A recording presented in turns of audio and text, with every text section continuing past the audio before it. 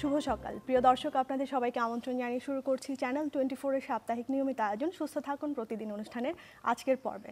আপনাদের সাথে আছি আমি ডাক্তার সিফাত রহমান। প্রিয় দর্শক, আজকের দিনে আমাদের সবার প্রিয় চ্যানেল 24 13 বছর শেষ করে 14 বছরে পা দিয়েছে। চ্যানেল 24 এর সকল দর্শক এবং শুভানুধ্যায়ীদের জন্য রয়েছে আন্তরিক শুভেচ্ছা। প্রিয় দর্শক, আমাদের আজকের পর্বের আলোচনার বিষয়বস্তু হচ্ছে মেরুদণ্ডের বিভিন্ন সমস্যা এবং আধুনিক চিকিৎসা। আর এই বিষয়টি নিয়ে কথা বলবার জন্য স্টুডিওতে আজকে আমাদের সাথে আমন্ত্রণ জানিয়েছি আমাদের দেশে অত্যন্ত খ্যাতনামা একজন চিকিৎসককে।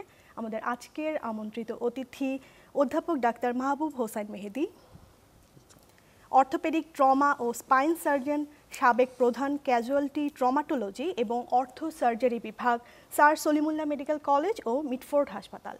প্রিয় দর্শক, আমাদের এই আয়োজনটি সরাসরি সম্প্রচারিত হচ্ছে। আপনারা আমাদেরকে টেলিফোনে যে কোনো প্রশ্ন করতে পারছেন এবং কথা বলতে পারছেন আমাদের আজকের বিশেষজ্ঞ চিকিৎসকের সাথে। যেই নাম্বারটিতে ডায়াল করতে হবে সেটি টিভি স্ক্রলে একটু পরপর দেখতে পাচ্ছেন। স্যার, আপনাকে আমন্ত্রণ জানাচ্ছি।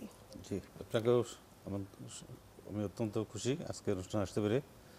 বিশেষ করে যখন আজকে চ্যানেল 24 14তম বর্ষে পা দিল, সেই মুহূর্তে আপনাদের সবাইকে আন্তরিকভাবে ধন্যবাদ এবং মোবারকবাদ। স্যার, আজকে আমাদের যে আলোচনার বিষয়বস্তু, যে আমরা বলছি যে মেরুদণ্ডের বিভিন্ন সমস্যা এবং আধুনিক চিকিৎসা বিষয়ে আপনার সাথে বিস্তারিত কথা বলবো। তো আমি একটু শুরুতে জানতে চাচ্ছি যে মেরুদণ্ডে সাধারণত কি কি ধরনের সমস্যা হয়? জি, আমরা জানি যে শিক্ষায় জাতি মেরুদণ্ড, ঠিক তেমনিভাবে মেরুদণ্ড বা স্পাইন মানুষের অত্যন্ত গুরুত্বপূর্ণ একটা স্তম্ভ। এটা ছাড়া মানুষ কোনো কিছু করতে পারে না। চলাফেরা, ওঠা বসা থেকে তার বিভিন্ন পশ্চার অঙ্গভঙ্গি, তার বিভিন্ন কার্যক্রম কোনোটি সে করতে পারে না মানুষ বা সাধারণ মানুষরা। সেজন্যই এটি আমরা জানি অত্যন্ত একটা গুরুত্বপূর্ণ বিষয়। এবং সেই প্রাগৈতিহাসিক যুগ থেকে এই মডার্ন যে আধুনিক চিকিৎসা ব্যবস্থা, বিশেষ করে স্পাইনের চিকিৎসা ব্যবস্থা আজকে যেভাবে উন্নতি সাধিত হয়েছে, এটা অত্যন্ত আকর্ষণীয় এবং অত্যন্ত মূল্যবান দেশ এবং জাতি এবং পৃথিবীর মানুষের জন্য।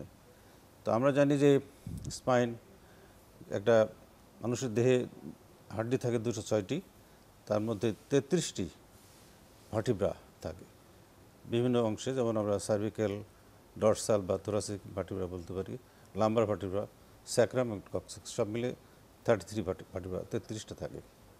তো এর ভিতরে সব জায়গায় বিভিন্ন ধরনের সমস্যা হতে পারে। একদম সাধারণভাবে যদি আমরা বলি, আগাম থেকে পড়ে যে ফ্র্যাকচার থেকে শুরু করে ডিসলোকেশন বা স্পাইনাল কর্ড ইনজুরি,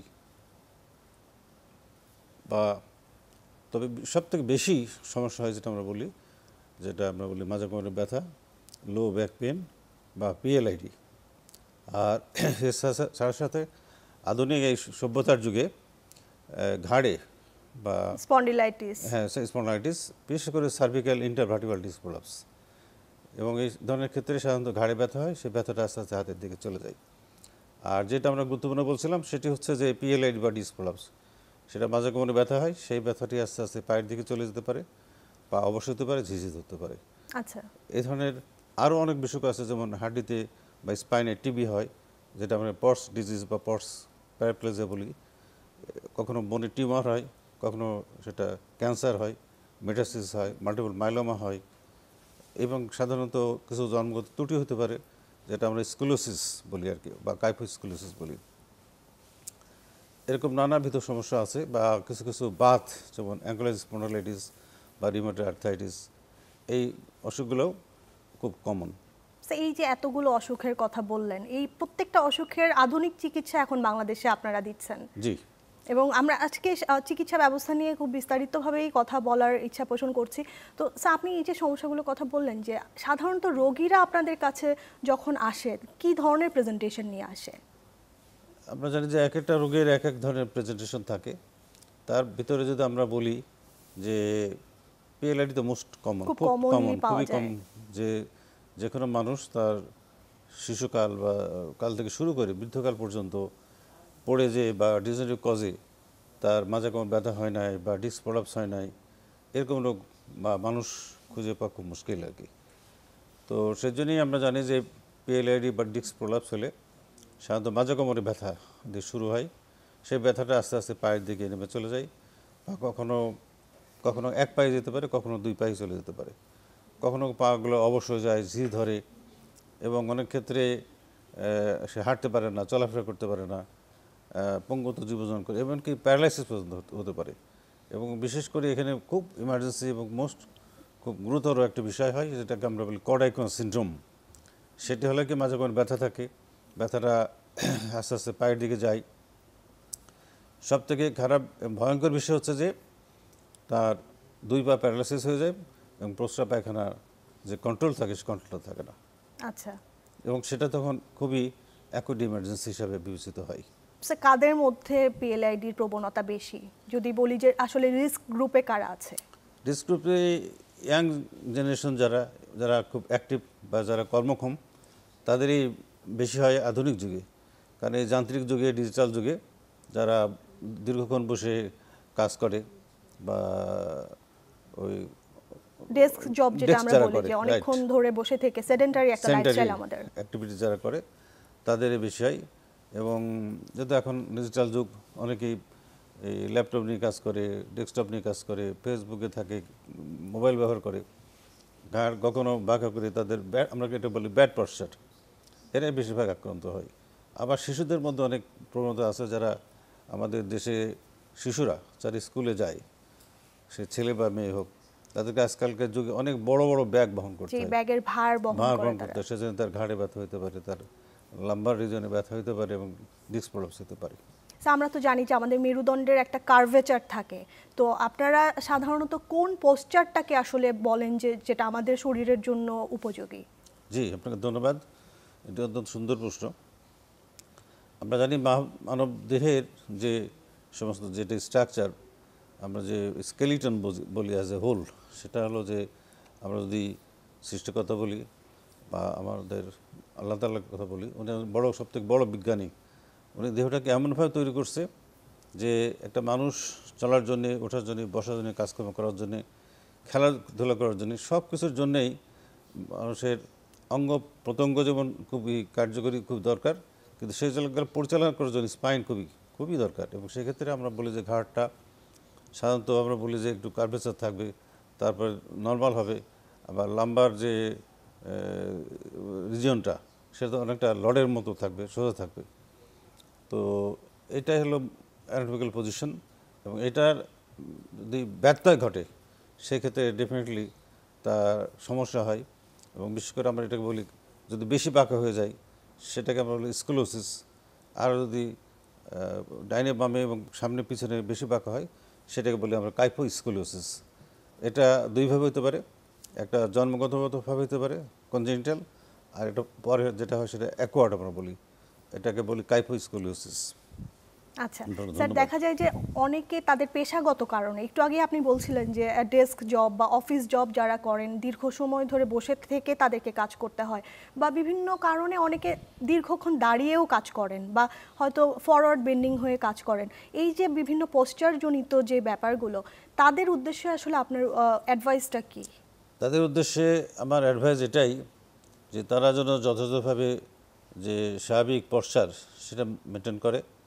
বিশেষ করে আমরা বলি যারা বসে কাজ করে, সর্বোচ্চ আমরা বলি যে বসে আপনি আধা ঘন্টাতে 1 ঘন্টা কাজ করবেন, তারপরে 5 মিনিটস ব্রেক, আমরা বলি 5 মিনিটস ব্রেক রুলস। সেটা করলে তাহলে তার এই স্পাইনে বা মেরুদণ্ডে কোনো সমস্যা হয় না।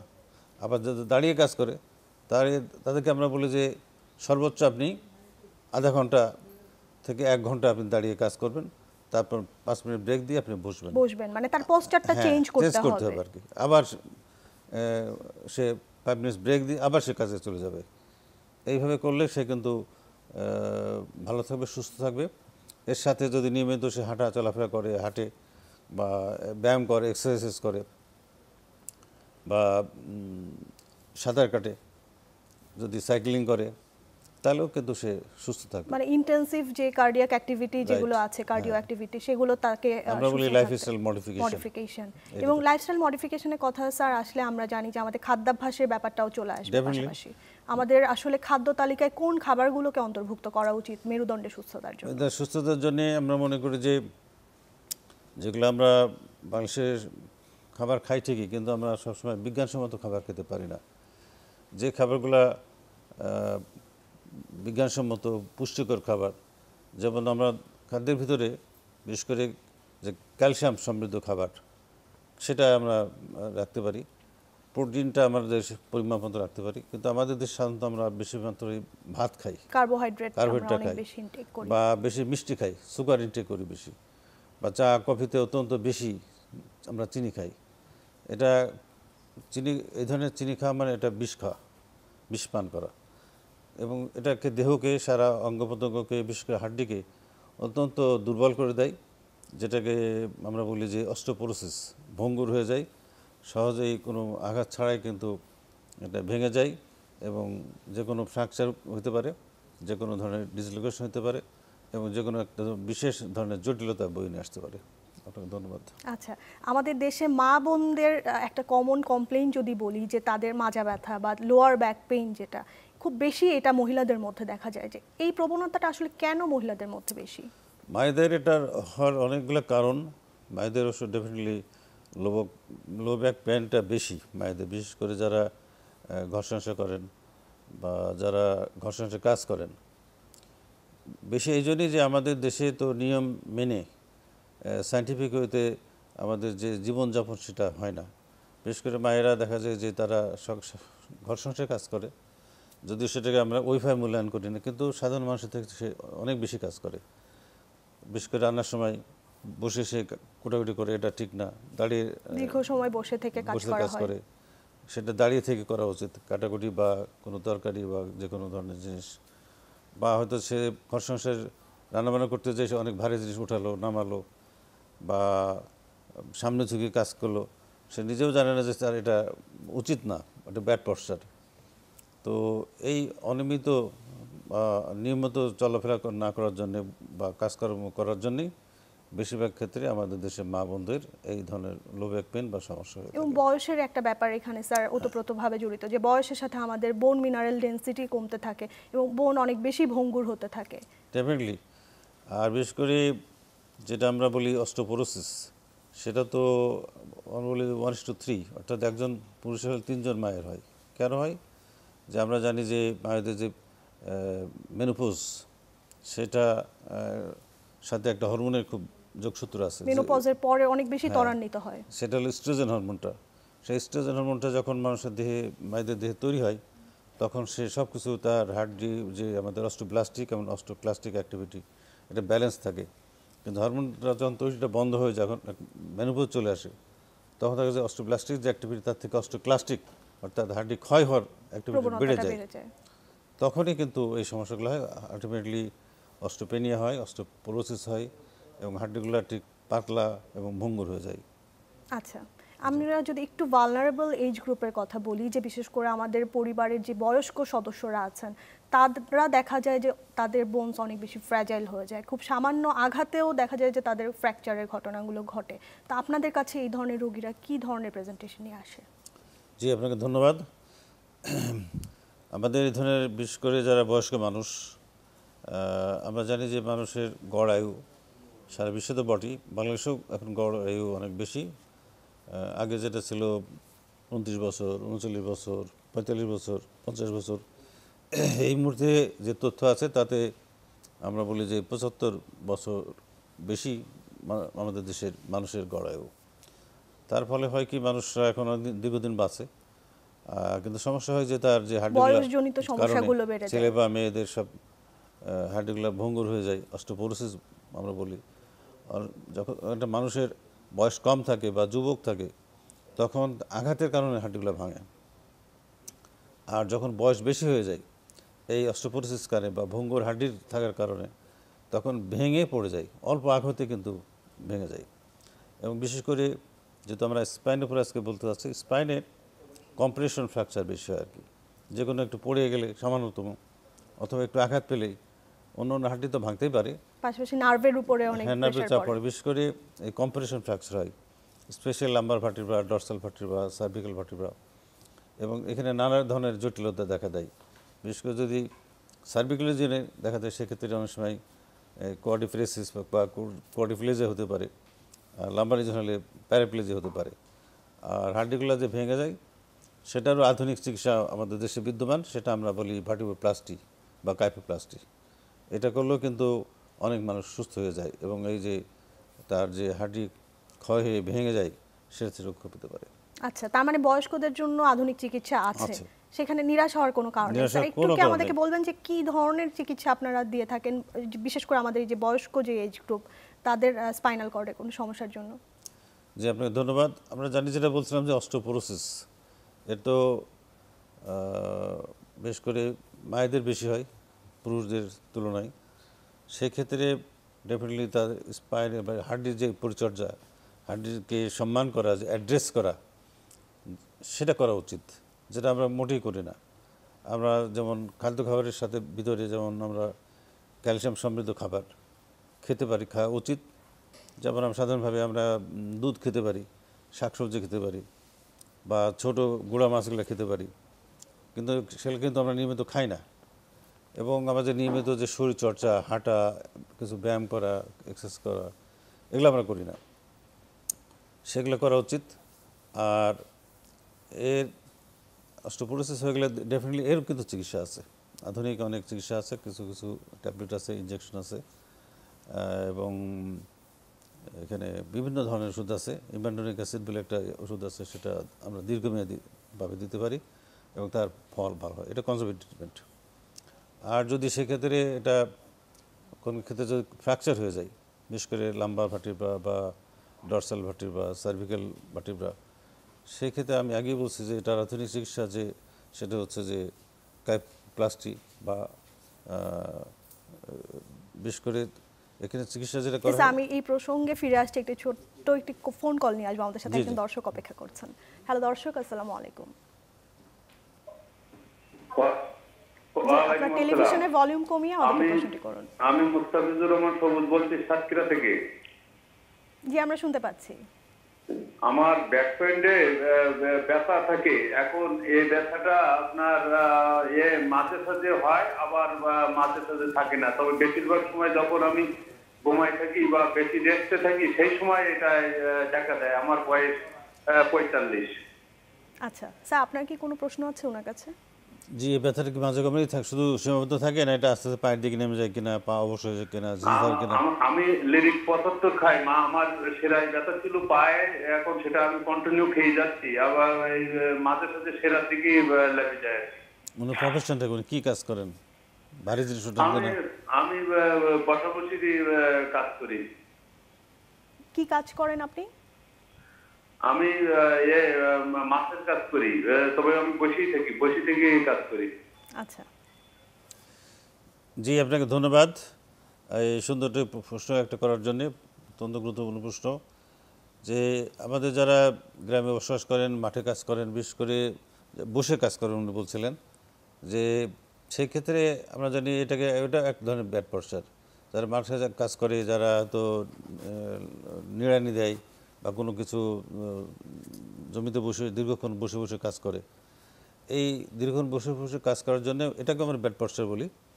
এখানে হয় কি, যে তার যে মাঝে কোমরে যে ডিস্কটা থাকে, সেই ডিস্কটা তার জায়গা থেকে স্থানচ্যুত হয় বা প্রলাপস হয় আর কি, হয়ে আলটিমেটলি ব্যথাটা আস্তে আস্তে পায়ের দিকে যায় এবং কখনো কখনো পাগুলো অবশ্যই যেতে পারে, তার প্রস্রাব পায়খানা কন্ট্রোলও লস হতে পারে। তো এটাকে আমরা বলি পিএলএড বা প্রলাপস লাম্বার ইন্টারভার্টাল ডিস্ক, যেটা খুব কমন, মোস্ট কমন। তো এটা ওনার যে সাজেশন আছে এটাই, যে ডেফিনেটলি একজন ভালো অর্থোপেডিক সার্জন বা স্পাইন সার্জন কোনো দেখাবেন। আমার ইচ্ছা করলে আমাদের কাছে আসতে পারেন। ওনার প্রয়োজন, হ্যাঁ, আমরা সাধারণভাবে খুব সাদামাটাভাবে একটা এক্সরে করে থাকি, কিন্তু গোল্ড স্ট্যান্ডার্ড হচ্ছে এমআরআই করা। একটা এমআরআই করে আমরা দেখে নিতে পারি যে ওনার স্পাইনে কী সমস্যা, মানে সফট টিস্যুগুলো যেন সেখানে বোঝা যায়। শুধু যে এখানে ওনার হাড্ডি ভেঙে না, এখানে যেটা হয় হাড্ডির বড় বড় হাড্ডির মাঝখানে যে নরম হাড্ডি থাকে, যেটা আমরা ডিস্ক বলি, সেই ডিস্কটা তার জায়গা থেকে সাধারণত সরে যায় বা ওইটা জেলটা বেরিয়ে যায়, যে এখানে যে নার্ভ আছে সেই নার্ভ কম্প্রেশন করে। তখন যে সেই নার্ভ বরাবর, যেটা আমরা বলি সাধারণত সাইটিকা বলি, সাইটিকা পেন, ওই নার্ভ বরাবর ব্যথা যায়, তখন খুব সিভিয়ার পেন হয়। আর সাথে সাথে কী হয়, যে স্পাইনাল ক্যানেল স্টেনোসিস হয়ে যায়, স্পাইনাল ক্যানেলটা সরু বা চিকন হয়ে যায়। চিকন হয়ে গেলে তখন তার এই বেশিক্ষণ সে বসে বা দাঁড়িয়ে কাজ করতে পারে না, বেশিক্ষণ সে হাঁটতে পারে না এবং সারাক্ষণই তার পেন হইতে পারে আর কি, বা হইতে থাকে। আমরা কিন্তু পিএলআইডির ম্যানেজমেন্ট নিয়ে আরো বিস্তারিত আলোচনা করব। আপনি যে প্রসঙ্গে ছিলেন, আপনি বলছিলেন যে চিকিৎসা ব্যবস্থা নিয়ে বলছিলেন, অস্টিওপোরোসিসের চিকিৎসা নিয়ে। জি জি। এবং স্যার এখানে আমি আরেকটা কথা একটু বলতে চাই যে আমাদের দেশের মানুষের আসলে ব্যথা হলে তারা যে কাজটা প্রথমেই করে যে কোনো ফার্মেসি থেকে ব্যথানাশক ঔষধ তারা সেবন করে এবং দেখা যায় যে দীর্ঘদিন ধরে চিকিৎসকের পরামর্শ ছাড়াই তারা ব্যথানাশক ঔষধগুলো সেবন করে যান। তো এটা আসলে কতটুকু ক্ষতিকর প্রভাব ফেলে? জি, আপনাকে ধন্যবাদ সুন্দর একটি প্রশ্নের জন্য। এই সম্পর্কে আমি বলবো যে হ্যাঁ, আমাদের দেশে আসলে যে ওষুধ নীতিমালা ওইভাবে সঠিকভাবে নাই এবং আমাদের দেশের মানুষও সচেতন না, সজাগ না। তার ফলে হয় কি, যে কোনো মানুষ যে কোনো একটা মাঝে কোনো ব্যথা হলো বা যে কোনো ব্যথা হলো, তারা নিজে নিজে কোনো সময় বলে ওষুধ কিনে খেয়ে ফেলে, অথবা ফার্মেসিতে যেয়ে তাদেরকে বলে আমার ব্যথার ওষুধ দেন, তারা ব্যথার ওষুধ দিয়ে দেয়। বা গ্রামে যারা কোয়াক ডাক্তার আছে তারাও কোনো রিজন ছাড়া খুব খারাপ খারাপ যে পেন কিলার আছে সেগুলো দিয়ে দেয়। তো তার ফলে হয় কি, দেখা গেল যে এই নিজে নিজে ওষুধ খাওয়া বা ফার্মেসির ওষুধ খাওয়া বা একটা কোয়াক ডাক্তারের কাছে ওষুধ খাওয়া, এর খাইতে খাইতে তার কিডনিটা নষ্ট হয়ে যায়, নষ্ট হতে পারে। তখন তার একটা জীবনটা দুর্বিষহ হয়ে যায় এবং সে মৃত্যুর মুখোমুখি হয়ে যায়। এবং তখন দেখা গেলো যে কিডনি এত খারাপ হয়ে গেছে, কিডনিটাকে তখন সেভ করাটাই একটা ডিফিকাল্টিজ হয়ে যায়। আমরা আলোচনার পরবর্তী অংশে ফিরবো একটি ছোট্ট বিরতি। জি, থ্যাংক ইউ। প্রিয় দর্শক, সুস্থ থাকুন প্রতিদিন অনুষ্ঠানের এই পর্যায়ে একটি ছোট্ট বিরতিতে যাচ্ছি। বিরতির পর আমাদের আলোচনার পরবর্তী অংশ নিয়ে ফিরে আসছি, সাথেই থাকুন। প্রিয় দর্শক, বিরতি শেষে আবারও আমন্ত্রণ জানাচ্ছি সুস্থ থাকুন প্রতিদিন অনুষ্ঠানে। আজকের পর্বে আমরা মেরুদণ্ডের বিভিন্ন সমস্যা এবং এর আধুনিক চিকিৎসা বিষয়ে কথা বলছি। আর আমাদের সাথে আজকে স্টুডিওতে উপস্থিত আছেন অধ্যাপক ডাক্তার মাহবুব হোসেন মেহেদি, অর্থোপেডিক ট্রমা ও স্পাইন সার্জন, সাবেক প্রধান ক্যাজুয়ালিটি ট্রমাটোলজি এবং অর্থো সার্জারি বিভাগ, স্যার সলিমুল্লাহ মেডিকেল কলেজ ও মিডফোর্ড হাসপাতাল। প্রিয় দর্শক, আমাদের এই আয়োজনটি সরাসরি সম্প্রচারিত হচ্ছে। আমাদেরকে ফোন করতে চাইলে টিভি স্ক্রলে যে নাম্বারটি দেখতে পাচ্ছেন সেই নাম্বারটিতে ডায়াল করতে হবে। স্যার, বিরতি শেষে আবার আমন্ত্রণ জানাচ্ছি। পিএলআইডির আধুনিক চিকিৎসা নিয়ে কথা বলবো, কারণ আমরা আসলে যেটা দেখি যে পিএলআইডির ম্যানেজমেন্টের ক্ষেত্রেও অনেক ধরনের কনফিউশন আসলে রোগীদের আছে এবং অনেক ক্ষেত্রেই কিন্তু রোগীরা মিসম্যানেজমেন্টেরও শিকার হন। অনেক সময় তারা ডিসিশন নিতে পারেন না যে আসলে কোথায় যাবেন, কার কাছে যাবেন। এই করতে করতেই দেখা যায় অনেকটাও দেরি হয়ে যায় তাদের ম্যানেজমেন্টের ক্ষেত্রে। তো এই বিষয়ে স্যার একটু বিস্তারিত আপনার কাছে জানতে চাইছি। জি, আপনাকে ধন্যবাদ। হ্যাঁ, আমরা যে পিএলআইডি তার যে আধুনিক চিকিৎসা বলতে আমরা পিএলআইডি যদি চিকিৎসা বলি তাহলে কয়েক ভাগে আমরা বিভক্ত করতে পারি। একটা বলি আমরা যে নন সার্জিক্যাল ট্রিটমেন্ট বা কনজারভেটিভ ট্রিটমেন্ট, জাস্ট তারা কিছু ওষুধ খাওয়া, কিছু ব্যায়াম করা, এক্সারসাইজ করা। কোনো কোনো ক্ষেত্রে আমরা ইনজেকশন দিই, ইপিডুরাল ইনজেকশন। এটা এই ওষুধ খেয়ে এক্সারসাইজ করে এবং ইপিডুরাল ইনজেকশন নিই, শতকরা 100 জনের মধ্যে 85 জন 85% লোক ভালো হয়ে যায়। বাকি থাকে 10 থেকে 15% লোক, এদেরই কিন্তু সার্জারি লাগে। এখন দুঃখের বিষয় হলো যে অনেক ক্ষেত্রে যারা পেশেন্ট তারা কোন ডাক্তারের কাছে যাবে এটা ঠিক সঠিকভাবে বুঝতে পারে না, তার মিসগাইড হয়, যেটা আমি স্যার বলছিলাম। রাইট, মিসগাইড হয় বা মিসলিড হয় আর কি। কারণ এটা একটা সুপার স্পেশালিটি সাবজেক্ট এবং অপারেশনগুলো অত্যন্ত সুন্দরভাবে, সুদক্ষভাবে এবং নির্ভুলভাবে এটা করতে হয়। সেই জন্য সঠিক সার্জন চয়েস করা, সঠিক ডাক্তার নির্বাচন করা খুবই দরকার এবং সাধারণ মানুষের এটা জানা দরকার যে কারা এটা চিকিৎসা করে থাকেন, কোথায় আমাদের যাওয়া দরকার। আবার অনেক সময় রোগীর একটা ভয় থাকে, তারা সার্জিক্যাল ইন্টারভেনশনে যেতে চান না। জি জি, সেটাও ঠিক আছে। তো যেটা হচ্ছে যে আমাদের দেশে কিন্তু ওই যে রিফারেল সিস্টেম এখনো গড়ে ওঠে নাই, যে যারা প্রথমে সাধারণ মানুষ একটা সাধারণ যে এমবিবিএস ডাক্তার তাদের কাছে যান, ওনারা যে রেফার্ড করে একদিন স্পাইন সার্জনের কাছে পাঠাবেন, আমাদের কাছে পাঠাবেন, এই পাঠানোটা সঠিক হয় না। তারা বিভিন্ন জায়গায় পাঠায় দেয়। তখন দেখা যায় যে যারা এই বিষয়ে দক্ষ না, যারা স্কিল না, সার্জারিতে একটা আর্ট, একটা দক্ষতার বিষয় আছে, স্কিললেসের ব্যাপার আছে, সেগুলো থাকে না। সেই জন্য অধিকাংশ ক্ষেত্রে কিন্তু, বা অধিকাংশ না হলেও অনেক ক্ষেত্রেই এগুলো সাকসেসফুল হয় না। আমরা একটি ফোন কল নিয়ে আবার এই প্রসঙ্গে ফিরে আসছি। হ্যালো দর্শক, আসসালামু আলাইকুম। ওয়ালাইকুম সালাম। জি, আপনার টেলিভিশনের ভলিউম কমিয়ে তারপর আমাদেরকে প্রশ্নটি করুন। জি,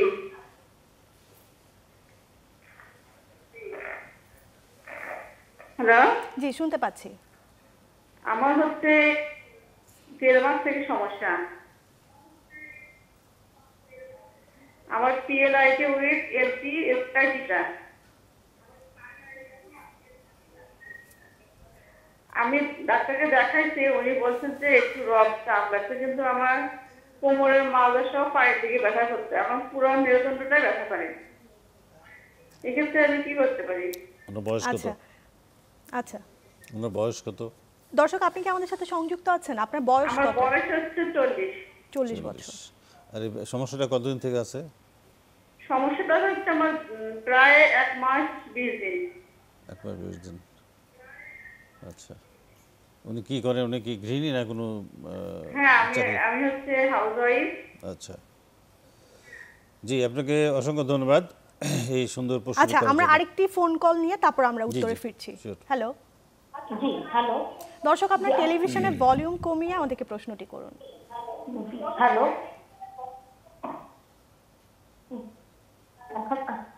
হ্যালো। জি, আমরা শুনতে পাচ্ছি।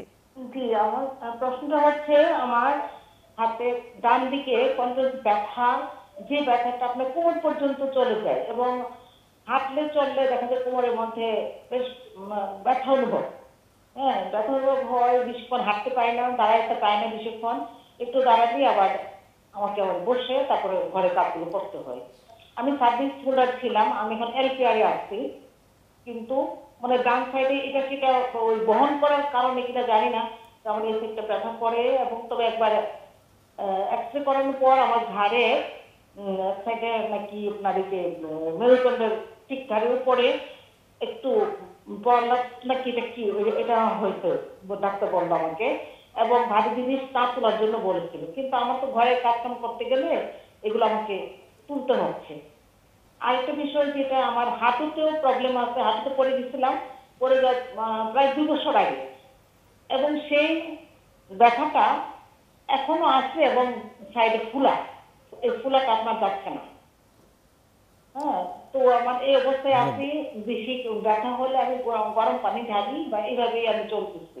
আচ্ছা স্যার, আপনার কি কোনো প্রশ্ন আছে? আপনার বয়স কত? পরামর্শ চাচ্ছি আপনাদের। আপনার বয়স কত? বয়স 60। 60 আমি LPR চলে আসছি। আচ্ছা, উনি LPR এ চলে গেছেন, ওনার বয়স around ডায়াবেটিস 60। বা হাইপারটেনশন বা কোনো ডায়াবেটিস আছে অসুবিধা আছে? আমার। ডায়াবেটিস আছে। ডায়াবেটিস আছে। আচ্ছা অন্য কোনো অসুবিধা আছে? ডায়াবেটিসটাই আছে, ও ফ্যাটি লিভার আছে। আচ্ছা। জি, জি, ঠিক ওকে দর্শক, আপনাকে অসংখ্য ধন্যবাদ আপনার জি প্রশ্নের জন্য। জি জি জি, থ্যাংক ইউ। জি, হ্যাঁ, প্রশ্ন এখানে মোটামুটি 3টা প্রশ্ন এসছে। একটা যার একজন প্রথম যিনি বলেন, ওনার অসুখটা মূলত PLID বা এবং বললেন যে প্রায় 1.5 মাস ধরে। হ্যাঁ, 1.5 মাস ধরে উনি মাঝে কোনো ব্যথা, সে ব্যথাটা পায়ের দিকে নেমে যায়। এটা অবশ্যই PLID। উনি যেহেতু উনি হাউস ওয়াইফ বলছেন আর কি, তার বাসা বাড়িতে আগে আমরা বলছিলাম যারা কাজ করে বা হাউস ওয়াইফ যারা বা হোম মেকার, তাদের সাধারণত যে বাসা বাড়িতে যে কাজকর্ম, নিজেদের কাজকর্মগুলো করেন, রান্নাবান্না করেন বা কোনো কাটাকুটি করেন, বাছাবাছি করেন, সাধারণত এগুলা ব্যাড পশ্চার আমরা বলি, যে তারা নিয়ম না মেনে বসে কাজ করে, যেটা দাঁড়িয়ে কাটাকুটি করা উচিত। আবার রান্না যারা করে তারা অনেক সময় দীর্ঘক্ষণ দাঁড়িয়ে থাকে, এটা ব্যাড পশ্চার।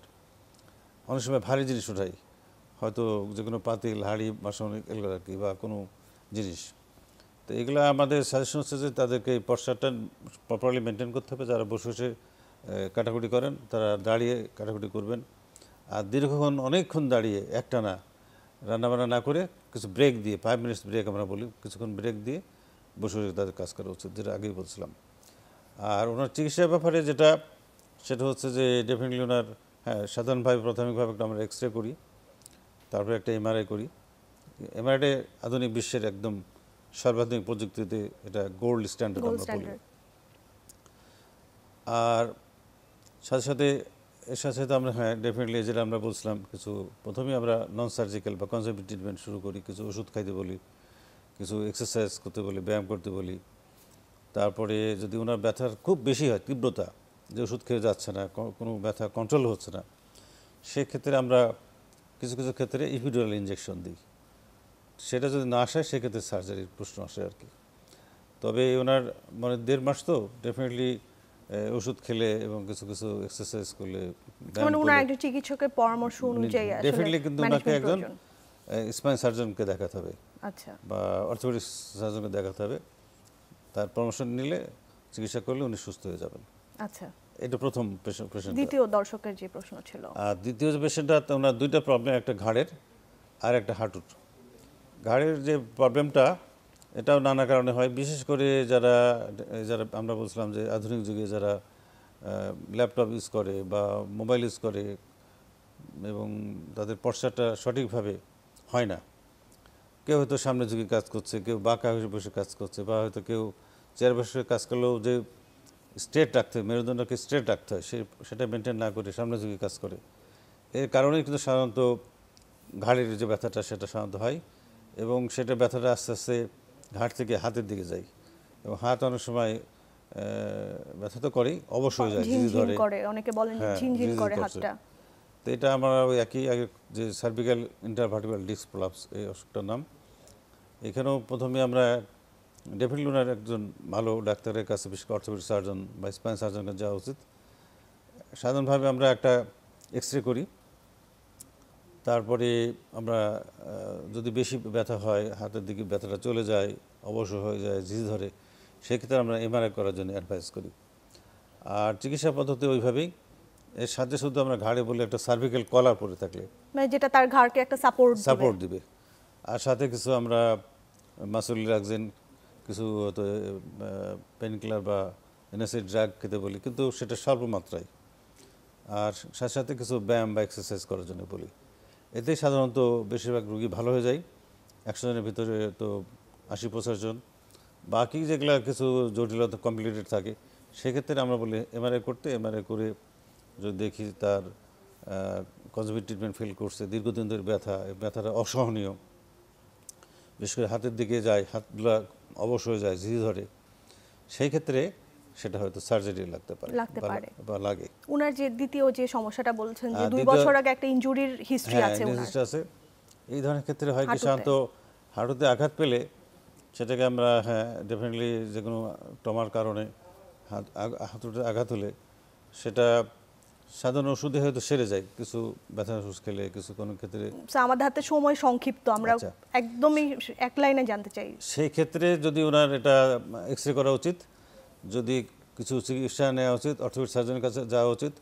যদি বেশি হয়ে থাকে সেক্ষেত্রে এমআরআই করা উচিত, এবং সেক্ষেত্রে আমরা কিছু ওষুধ খাওয়াতে পারি, আর এতেই ভালো হয়ে যায়। যদি খুব বেশি হয়, যদি অস্টিওআর্থ্রাইটিস সাধারণত ক্ষেত্রে ডেভেলপ করে, সেই ক্ষেত্রে লাস্ট চিকিৎসা হলো সার্জারি করা। আচ্ছা, আপনাকে অসংখ্য ধন্যবাদ, আপনার মাধ্যমে আজকে আমরা অনেক কিছু জানতে পারলাম। জি, আপনাকে ধন্যবাদ, এবং চ্যানেল 24 কর্তৃপক্ষ ধন্যবাদ। আমাকে যারা সময় দিয়েছেন তাদেরকে ধন্যবাদ, দেশবাসীকে ধন্যবাদ। আসসালামু আলাইকুম। প্রিয় দর্শক, আমাদের আজকের পর্বে আলোচনা ছিল এই পর্যন্তই। আশা করছি আপনারা উপকৃত হয়েছেন। দেখা হবে সামনের পর্বে নতুন কোনো বিষয় নিয়ে। ভালো থাকুন, সুস্থ থাকুন।